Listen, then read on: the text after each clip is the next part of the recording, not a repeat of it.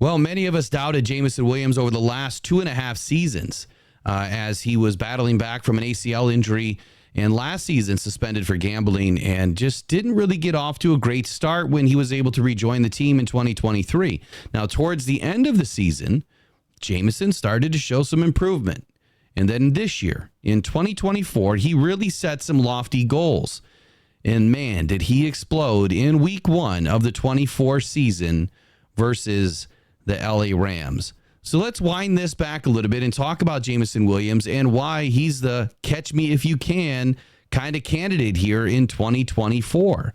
So a week ago on Friday, Jameson Williams was down at his old alma mater, Cardinal Ritter College Prep, where a writer had joined the festivities to kind of meet up with Jameson that night and have a conversation. And this is where Jameson Williams kind of let out his secret of his goals. And this is where he said, I just want to have the most yards and touchdowns. That would be my personal goals. Out of the whole NFL, I want to have the most receiving yards and touchdowns. It don't matter about catches because I know what I'm going to do when I get the ball. Well, I don't think that Jameson Williams quite expected to have the breakout that he did in week 1, but let's just talk about that for a moment, right? 5 catches, 110 yards. He's averaging about 24 yards a catch. He had a long touchdown of about 52 yards to get this game rocking and rolling on Sunday night for Sunday Night Football. Now, he's setting an extremely high standard for himself.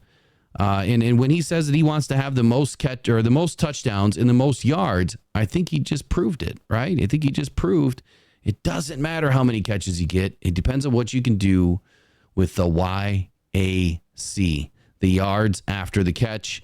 And man, he is lightning in a bottle right now. I mean, the kid is so fast.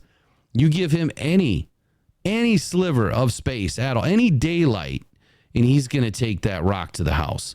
And that's what he did on Sunday night for 1 touchdown through the air from Jared Goff.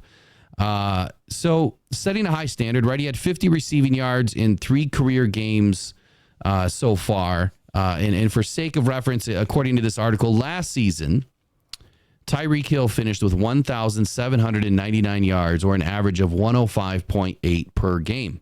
J-Mo has got 110 in his first game. So he's on pace right now to hit 1,800 yards on the season. Now, these expectations, for a huge jump for Williams in 2024 would far exceed what many of us are expecting of Jameson Williams to perform here in 2024. I have been on record saying that if he can somehow get to 80 balls, 80 reception yards, and 8 touchdowns, I think that is a great baseline for Jameson Williams. But now I'm starting to wonder if, man, can he get to 1,200, 1,400, 1,600 on less than 80 catches? Well, I think the math kind of proves it, right? If right now he's gone for 110 divided by 5, 22 yards a catch. If he were to catch 80 balls, that's 1,760 yards on the season, if that number were to remain consistent with that average. Now, the Detroit Lions entered 2024 believing that Jameson Williams was ready to make a giant leap, and the wideout really blasted off on Sunday night in what was a 26-20 overtime victory over the LA Rams, where David Montgomery obviously led the way there in overtime. Now, former first-round pick, Jameson Williams, pick number 12 overall. Brad Holmes moved up quite a bit to make sure that they could snag this kid. Generated a career-high 121 receiving yards on 5 catches and a touchdown. The 52-yard score in which he torched the veteran corner Tre'Davious White was also a career-long for Jameson Williams. If you remember, in 2023, he had, I think, a pair of 45-yard touchdowns from Jared Goff. Now, J-Mo said this. He said, this is just game 1. Like I said, I put in a lot of work. I expected to have a big game. Me, personally, I expect to have a big game. I guess it's just big to the world just because it's my first one. But I plan to have a lot more. I don't plan on this being my best game of my career.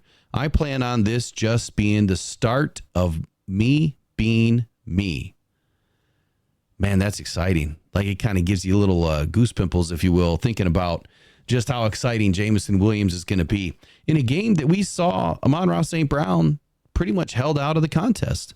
We saw Sam Laporta pretty much held out, both of them ghosted in this game. And Jamo stepped up. Now, I would say that the Lions are still missing that X receiver, somebody that can fill in the gaps and help this team in a pinch when, they are having a difficult time getting the ball to Amon-Ra St. Brown or Sam Laporta. But what I will say is the extra attention that was given to Amon-Ra St. Brown and Sam Laporta sure did open the window for Jameson Williams to fly right through it downfield and get this game started off in the right direction. Now, before Sunday night's explosion, Williams' career high was 69 yards, which came on 2 catches versus Dallas in Week 17. So what a big turnaround for Jameson Williams so far in the 2024 season. Even Tim Twentyman had a few things to say where Jameson Williams had made a lot of big plays and had a ton of big games over his football career, especially in Alabama. But he said after Sunday's 26-20 win over LA in the season opener, that the Sunday night game ball he received was his first. Man, I couldn't believe this. Jamo got his first game ball here in his 3rd NFL season. He didn't win a game ball, earn a game ball, if you will, at all before this. So, man, huge shout out to Jamo for having a couple of firsts here in this big win over LA. Jamo had this to say: I never got a game ball. Not at Alabama, not nowhere.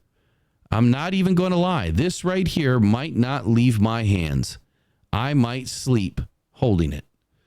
Well, that's kind of a fun thought there. He's super excited about the little things, right? The little things that are big accomplishments. There's nothing better than Jamo's smile. When this kid is smiling, man, he's having fun. And when he's having fun, he can play the way that he showed us on Sunday night that he can play, which is absolute electricity. A lightning bolt of speed, man. He just so fun to watch. So difficult to stay in front of, or mirror match or hip with these cornerbacks and safeties. They're going to have to figure out a way to stop this kid. And I don't know if there's going to be, with the way that this Detroit Lions offense is so loaded with talent at every position. Dan Campbell was excited too, and he had this to say. He showed up. That was a big game. The best about it is he didn't even play his best ball. There's still so much to clean up, but it also shows the work he's put in, and he's improving, and he's an improved player, and he wants it, man. He's working on it, and he keeps taking these steps.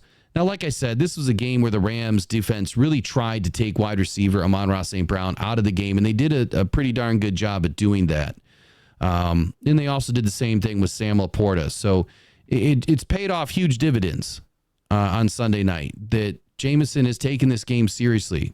He has even welcomed the fact that he was immature in his first 2 seasons, that he wasn't ready, that he wasn't putting the work in, that Teddy Bridgewater really helped to reframe and reshape his mentality about what to do and how to be an NFL player and how to be a better teammate.